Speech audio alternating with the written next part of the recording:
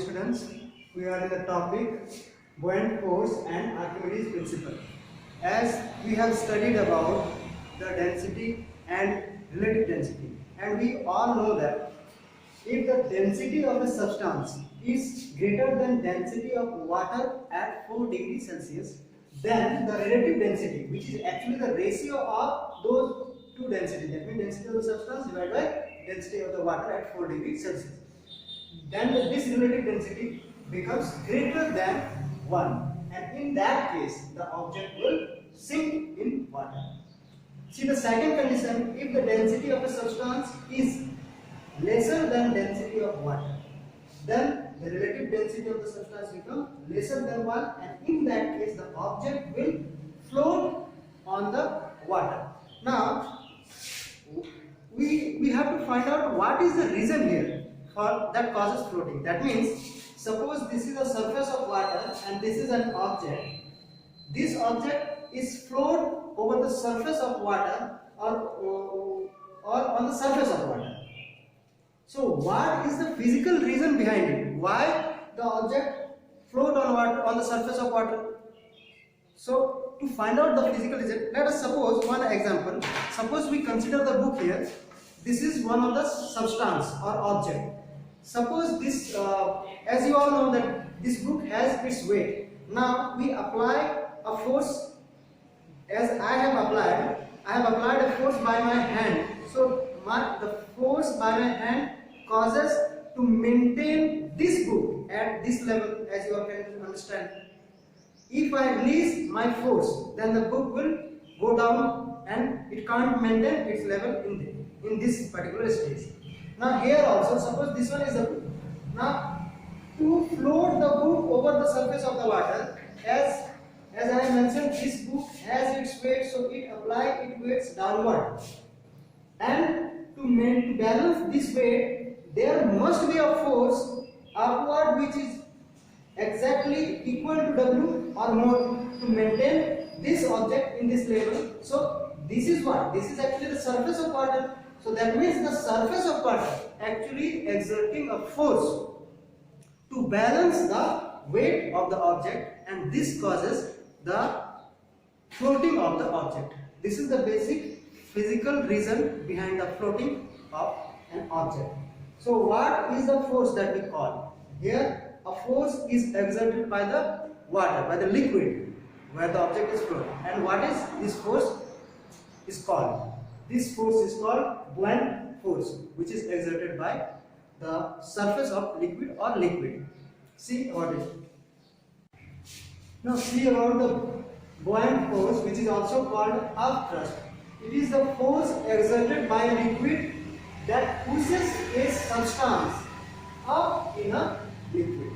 This is the force applied by the liquid when a substance or any object kept on water or any liquid. See, this is a liquid. Suppose we consider this liquid is as water or any other liquid. So this is liquid and this is the object placed in the liquid. Now see, here upthrust is applied by the liquid to balance the weight of the object. Now why? That means if there is a force, that is buoyant force, so there is measurement of the buoyant force. That means whether the buoyant force is greater or smaller and where it comes from. See, from this figure you can easily understand that this is the level of the liquid and this object is sink up to this level. See, this level is sink inside the liquid. So there is some part of liquid is displaces when the object kept on the liquid. That means this part of liquid, this volume of the object. See, try to understand. This volume of the object is inside the liquid. So that means some volume of liquid is displaced out. This is the liquid that displays out when the object is kept. This is the liquid displays out when the object kept on the liquid. So the liquid that displays out and the mass of the liquid gives the value of buoyant force. See, suppose we consider there is a volume of liquid V. V is displaces out. So because of this volume V, whatever the weight of the liquid of this volume and this weight is actually the buoyant force. Try to understand this. See, you can understand from this line, liquid displaced of volume V and weight W. That means whatever the liquid is displaced has the weight W. So here the buoyant force that exerted by the liquid on the object is equal to that weight of the liquid displaced. So this is completely, the buoyant force is completely dependent on the amount, the quantity of liquid displaced. It is actually equal to the weight of the liquid displaced. See, this gives, the overall discussion gives the statement of Archimedes principle, that is, the buoyant force or upthrust acting on an object in a liquid, is equal to the weight of the liquid that is displaced out by the object. So this is the proper statement of Archimedes principle. Now the condition arises that will every object will float on water? See, when you consider about a nail of iron, it will sink in water. But if you consider about a ship which is made up of steel or iron, it will float on water. So why there is a difference? What is the difference on the nail and the ship? Because both are made up of same substance, that is iron. So why those are, one of them is sinking and one of them is floating on surface of water? See, we have the first case. When will the object sink in water? See, let's see some of the cases, that is three conditions we have. That is when the buoyant force, that is weight of the water or liquid that displaced, is lesser than the weight of the object immerses in water or liquid, then it causes sink. You can understand this better in figure. See this. This is an object that is inside a liquid. See here, when the object is put on the liquid, then it displaces some of the liquid. So the weight of this liquid is act as a buoyant force, and if that weight is lesser than the weight of this object of this part, that means we are considering the object which is immerses in water. That means we are considering the weight of that part only, and weight of that part of the object which is immerses inside the water. If that weight is greater than the weight of the water displaced, that is the buoyant force, at that particular condition the object will sink in water. If that happens, then this weight become greater than the weight of the water that displaces out, or any liquid that displaces out, then in that case the object will sink inside the water. Now see the second condition, when the buoyant force is greater than the weight of the object immersed in the water. That is the opposite condition. That is, we consider here, this is a lighter object, lighter than water.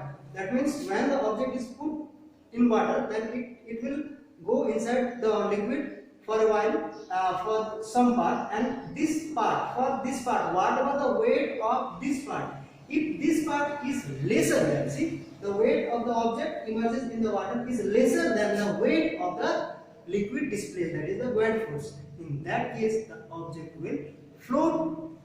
The object will float over the surface of the water. It will float just over the surface of the water. This is actually a case 2. This is a figure for case 2. That means this figure completely fits for this case. Now see, we have the third case. See, when the buoyant force is equal to weight of water, that means weight of the object. Suppose this is one of the object, and for this object, whatever the weight of this part which is immersed inside the water is exactly equal to the weight of the water displaces out.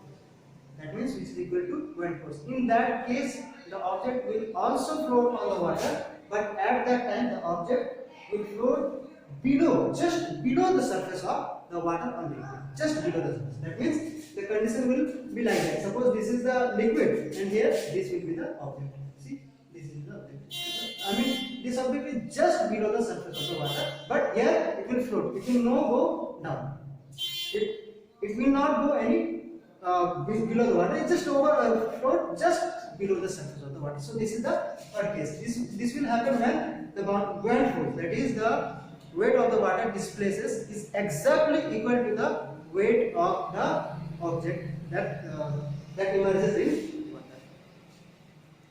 Now see, we have a figure and here two terms are introduced, that is effective volume and effective density.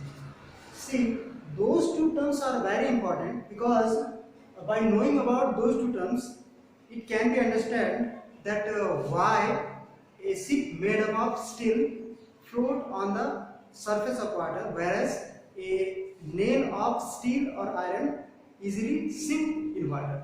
See, we have considered here two figures. See, this one is an object and this one is an object. Those two objects are made up of same kind of matter. Those are made up of same kind of matter, and even those have equal masses. Right now, suppose this one has a mass m, we consider here mass m, and this one is also of mass m. Okay, now see, here you can see this figure looks a little bigger as compared to this. This is only because this object is completely packed and there is no any space in this object. But here in this object, which is also with a mass m, and in this object the total volume, see, the total volume is contained with a free space. See, this is the free space. That means there is a vacant space, and inside the vacant space some air is filled. That means it will not remain vacant, some air will be there.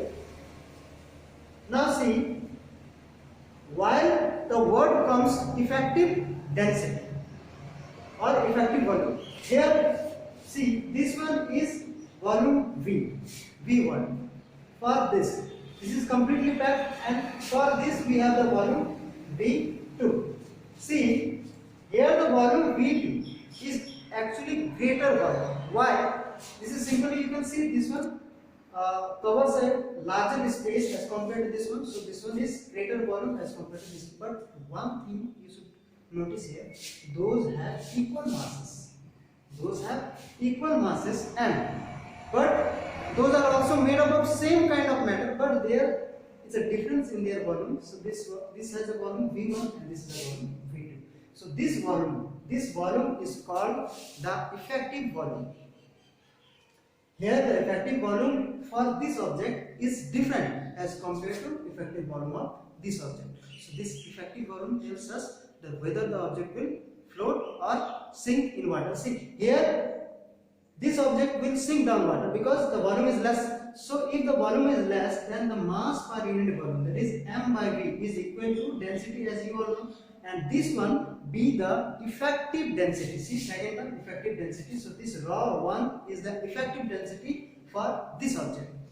Here this rho 1, and for this we will get rho 2 as the effective density of this object. But see, here we have m by v2. Here v2 is greater, as you all know. This is a greater volume. So that means if the denominator of a fraction is greater, then this value will be greater. See, if this is greater, then suppose in a fraction, if numerator, if you compare this, see, only by comparing the denominator, we can say that if their denominator is smaller, so that means its density is greater. And here, if the denominator is greater, then the density is smaller. So here rho 1 is actually greater than rho 2. That means for this we have the density, lesser density as compared to this.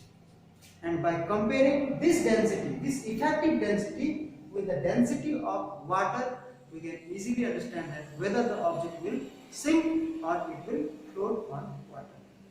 See this, we have the effective density of this object as ρ1, which is greater as compared to the effective density of this object, which is ρ2.